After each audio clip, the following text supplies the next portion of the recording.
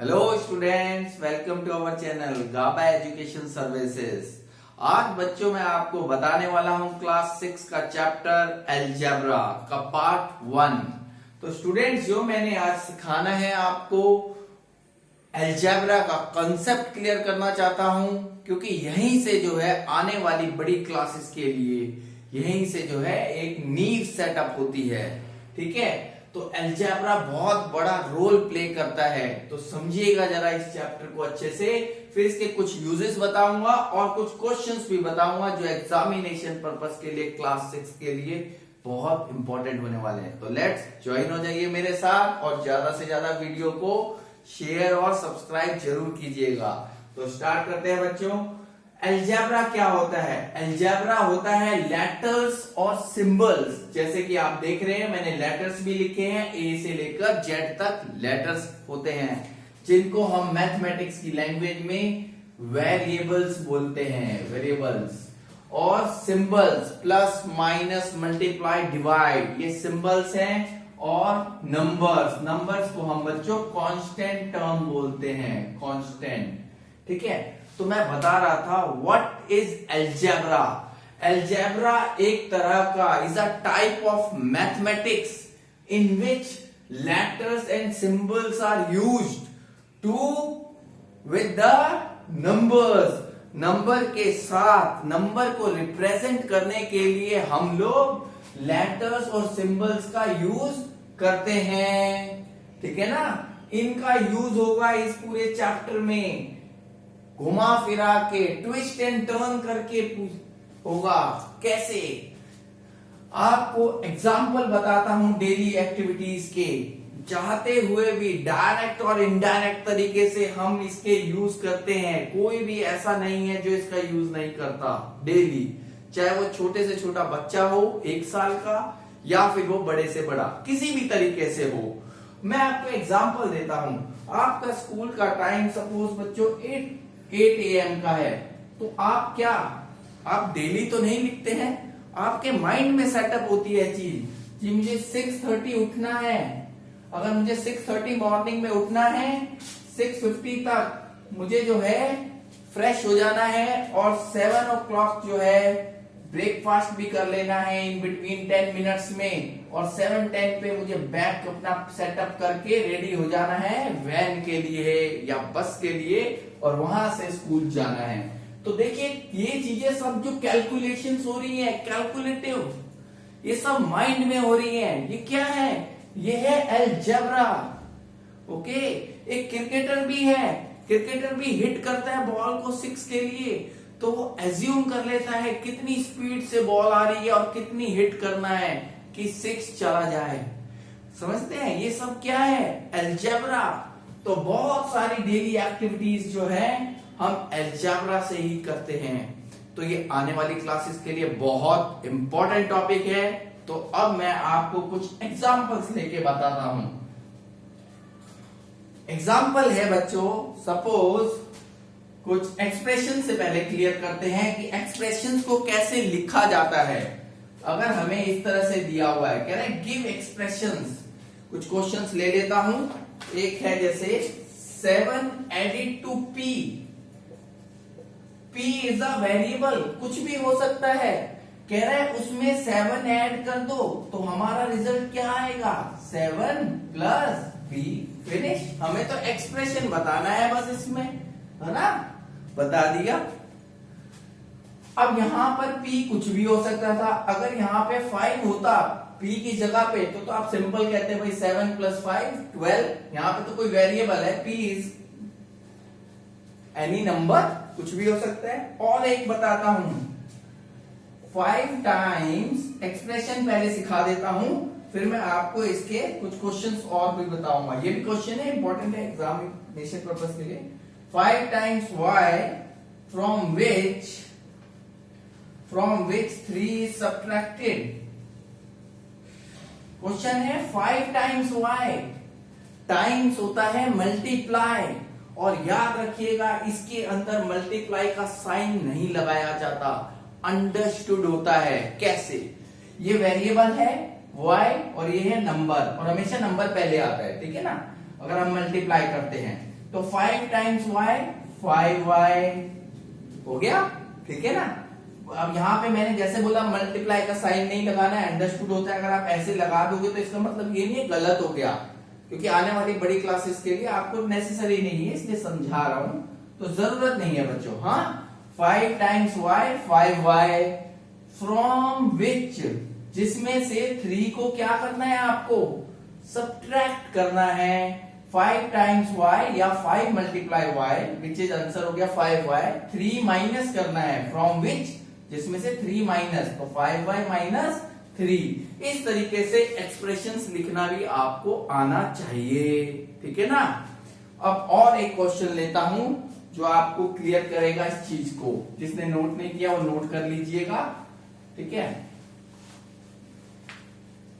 अच्छा सुनिए बच्चों, हाँ, अगर मैं आपसे बोलूं भाई देयर आर 50 मैंगोज, 50 मैंगोज हैं, है ना, एक बॉक्स में, इन अ बॉक्स, ए बॉक्स मतलब 1 बॉक्स में, तो हाउ विल यू राइट, कैसे आप लिखेंगे the total number of mangoes को। सुनिएगा, टोटल नंबर ऑफ मैंगोज को बच्चों कैसे लिखोगे in terms of number of boxes, ठीक है। सवाल है, अगर एक बॉक्स है, इसके अंदर 50 मैंगोज हैं, मुझे नहीं मालूम कितने बॉक्स हैं, मुझे नहीं मालूम, और मुझे क्या बताना है टोटल नंबर ऑफ मैंगोज। अच्छा, इस क्वेश्चन को थोड़ा सा ट्विस्ट करते हैं, इजी बनाते हैं। वैसे तो इजी है ये। मैंने कहा एक बॉक्स के अंदर 50 मैंगोज हैं, बच्चों बताओ 4 बॉक्सेस में कितने होंगे। अगर एक बॉक्स में 50 है तो 4 बॉक्स में कितने होंगे। अब जो बता रहा हूं ध्यान से सुन लीजिएगा, बहुत इंपॉर्टेंट है आगे आने वाली क्लासेस के लिए। बेटा एक की वैल्यू दी हुई है, एक की, और एक की जब वैल्यू दी हुई है, जैसे एक बॉक्स में है ना, एक बॉक्स में 50 मैंगोज, तो 4 बॉक्सेस में कितने होंगे यही बताना है। जब एक की वैल्यू दी जाए और किसी भी नंबर की वैल्यू को निकालना हो तो ऑलवेज टू बी मल्टीप्लाई। समझ गए, एक बॉक्स में 50 मैंगोज हैं तो 4 बॉक्सेस में कितने हुए, एक में 50, 4 में 4 मल्टीप्लाई 50 विच इज 200 मैंगोज।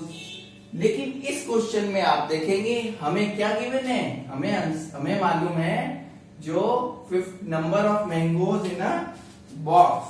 भाई एक बॉक्स में कितने मैंगो हैं, number of mangoes in 1 box में कितने हैं 50।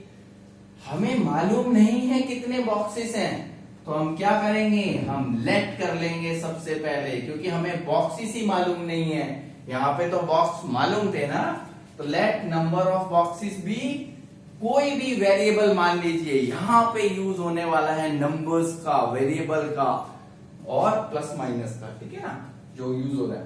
तो हमें बॉक्स मालूम नहीं है, यहां पे हमने बॉक्स मान ली है x, और एक बॉक्स में 50 मैंगोज हैं, तो नंबर ऑफ मैंगोज, कितने मैंगोज होंगे इन टर्म्स ऑफ, क्या बोल रहा है, बॉक्सेस में, बॉक्सेस, तो बॉक्सेस कितने हैं x, तो x बॉक्सेस में कितने मैंगोज होंगे बच्चों, एक बॉक्स में 50, x बॉक्स में 50 इंटू x।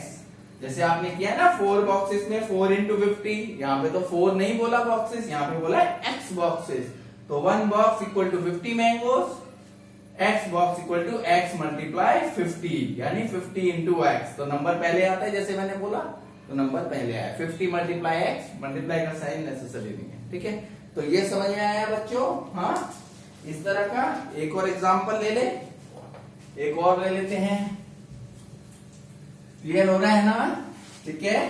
तो ज्यादा से ज्यादा वीडियो को शेयर और लाइक जरूर कीजिएगा, जिससे नेसेसरी 1 तक भी ये वीडियो पहुंचे, जिसको रिक्वायर्ड है। आपका एक लाइक और एक शेयर उसके लिए बहुत हेल्पफुल हो सकता है।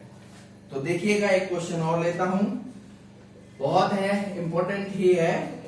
A bird flies 1 kilometre in 1 minute. बच्चों, एक बर्ड है, 1 मिनट में 1 किलोमीटर तक फ्लाई करती है। क्या आप उसका डिस्टेंस, दूरी, डिस्टेंस होता है दूरी, क्या आप उसका डिस्टेंस बता सकते हैं? वो कितना कवर्ड, थोड़ा external voice, sorry for that, distance covered किया जाएगा बर्ड के द्वारा in terms of its flying in minutes, flying time in minutes. Student, question समझा देता हूं थोड़ा सा, अभी तो मैंने नोट किया है। एक बर्ड फ्लाई करती है 1 मिनट में, 1 मिनट में 1 किलोमीटर, 1 मिनट में 1 किलोमीटर। मुझे तो नहीं पता, कि मुझे तो बताना है कितना डिस्टेंस कवर करेगी, कितने टाइम में, मुझे नहीं पता ना, मुझे तो बताना है कितने टाइम में करेगी। तो मैंने कहा ठीक है जी, मुझे मालूम नहीं है उसका क्या टाइम है, तो लेट फ्लाइंग टाइम, जो उसका फ्लाइंग टाइम है इन मिनट्स, ठीक है, वो मान लेते हैं x। भाई x मिनट में कितना करेगी, है ना? तो ये लिख देते हैं कितना डिस्टेंस कवर कर रही है, distance covered in 1 minute. 1 minute में बच्चों कितना, 1 किलोमीटर। तो कितने में बोल रहा है, 1 मिनट में 1 किलोमीटर। कितने मिनट में, x मिनट में। तो x मिनट में कितना हो जाएगा, सोचो सोचो सोचो सोचो सोचो सोचो सोचो। 1 मिनट में 1 किलोमीटर, x मिनट में क्या, 1 मिनट इक्वल टू 1 किलोमीटर। तो x मिनट मतलब x इंटू 1। तो 1 मल्टीप्लाई तो लगाते नहीं है और अंडरस्टूड है, और नंबर पहले आता है, x इंटू 1 करोगे तो नंबर पहले आ जाएगा। तो ऐसा लिख दो 1 इंटू एक्स 1x, यानी इतना किलोमीटर डिस्टेंस कवर्ड होगा। क्लियर हुआ? ठीक है बच्चों, तो अगले पार्ट में मैं इसके और भी ज्यादा इंपॉर्टेंट क्वेश्चंस जो रह गए हैं वो करवाने वाला हूं। तो आपको वीडियो अच्छी लगी हो तो ज्यादा से ज्यादा सब्सक्राइब, शेयर और बेल आइकन प्रेस करना ना भूलिएगा, जिससे आने वाली वीडियोस आप तक। Thanks for watching.